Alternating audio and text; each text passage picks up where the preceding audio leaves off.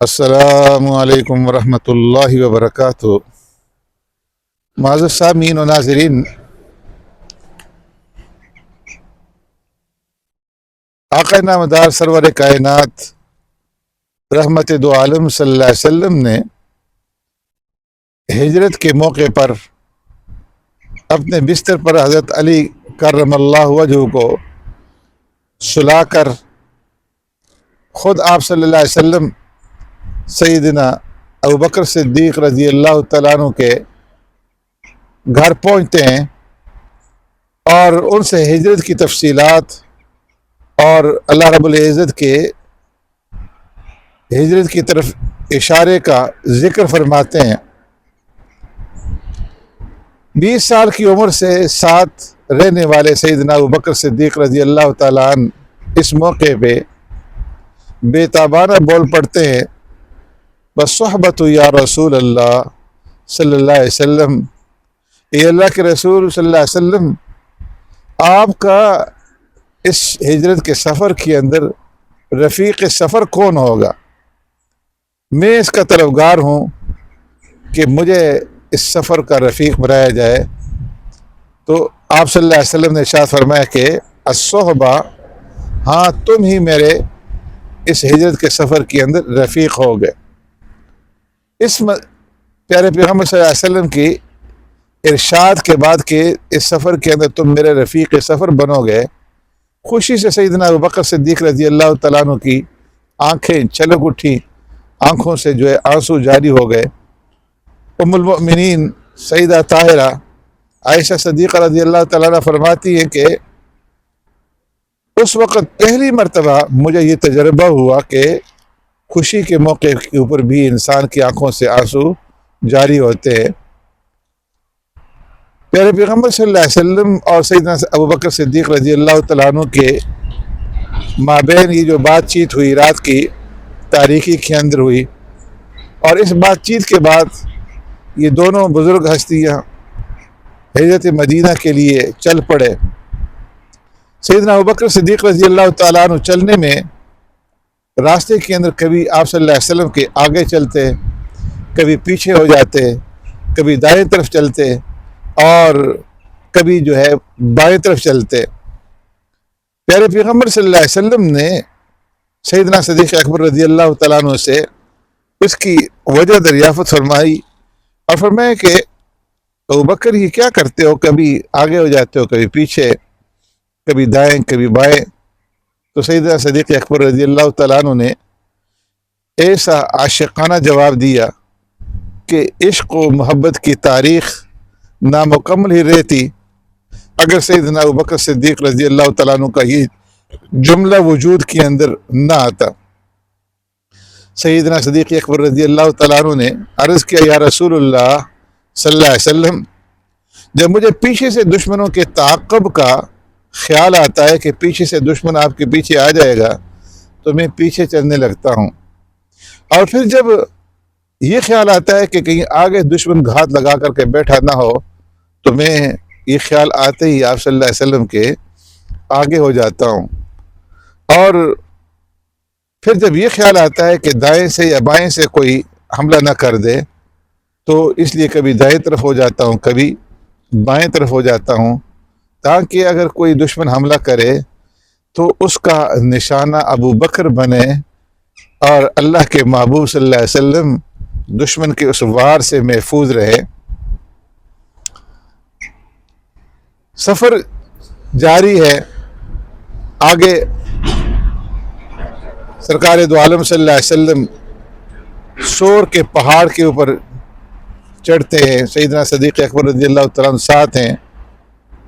اور یہ چڑھائی انتہائی دشوار گزار ہے، راستہ سنگلاخ ہے، نوکیلے پتھر ہیں جس سے پاؤں مبارک زخمی ہو رہے ہیں، اور ٹھوکر لگنے سے تکلیف ہو رہی ہے۔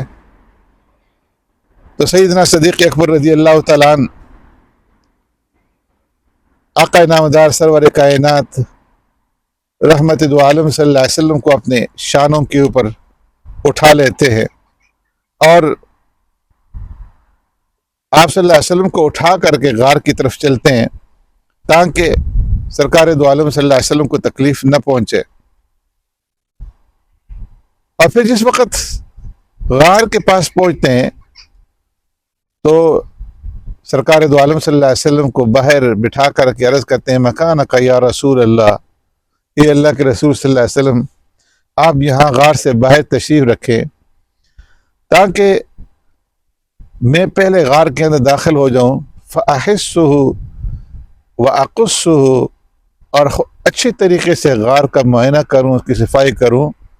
تاکہ غار کے اندر کوئی ایسی چیز اگر موجود ہو کہ جو تکلیف پہنچانے والی ہو تو آپ اس تکلیف سے محفوظ رہیں۔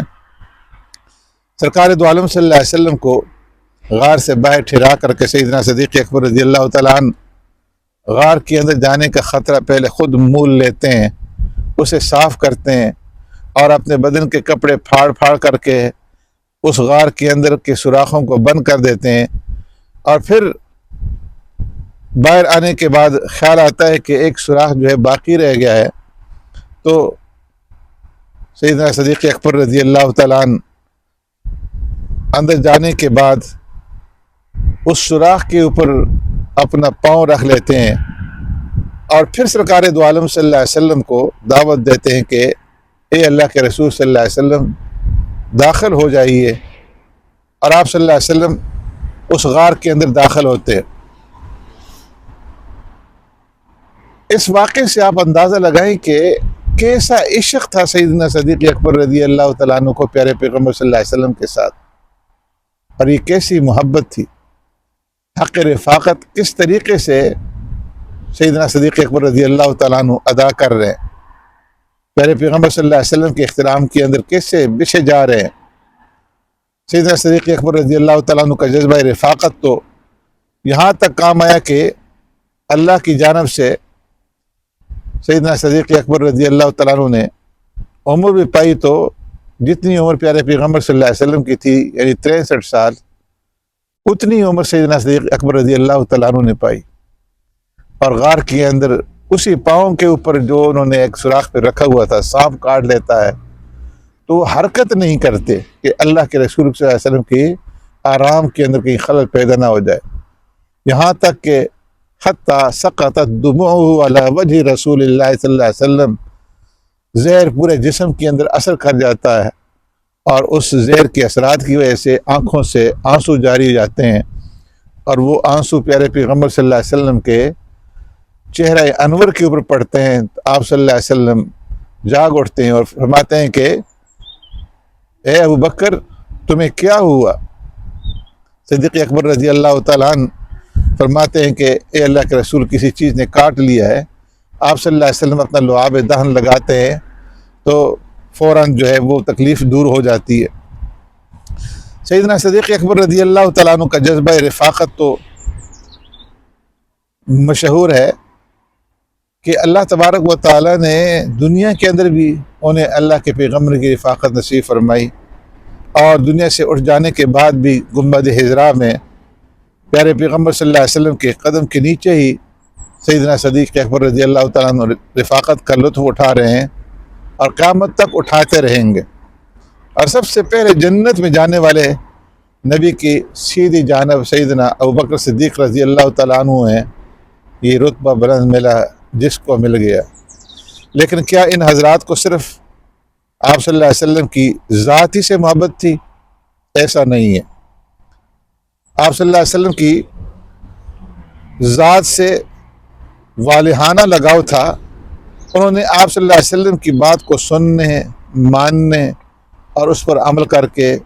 ایسی تاریخ بنائی ہے کہ اس کائنات کے اندر ویسی تاریخ جو ہے کہیں بھی نہیں ملتی۔ اللہ تبارک و تعالی پیارے پیغمبر صلی اللہ علیہ وسلم کی صحابہ اکرام رضوان اجمعین کی زندگیوں کو، ان کی سیرت کو اپنانے کی توفیق عطا فرمائے۔ آخر دعوانا ان الحمدللہ رب العالمین۔